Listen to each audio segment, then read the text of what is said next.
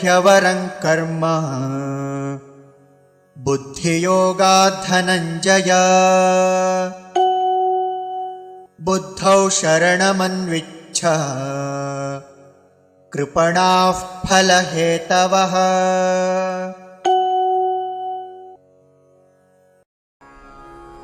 दूरेण हि अवरं कर्म बुद्धियोगात् धनञ्जय बुद्धौ शरणम् अन्विच्छ कृपणाः फलहेतवः।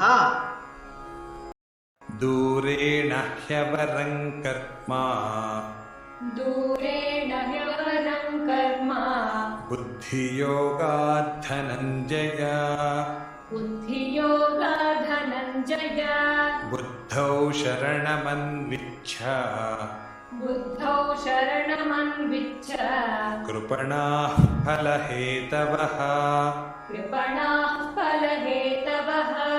दूरेण ह्यवरं कर्म बुद्धियोगात् धनञ्जय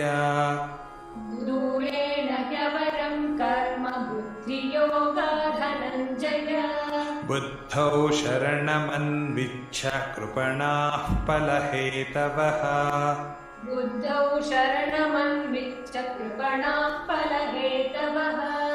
दूरेण ह्यवरं कर्म बुद्धियोगात् धनञ्जय बुद्धौ शरणमन्विच्छ कृपणाः फलहेतवः। दूरेण ह्यवरं कर्म बुद्धियोगात् धनञ्जय बुद्धौ शरणमन्विच्छ कृपणाः फलहेतवः।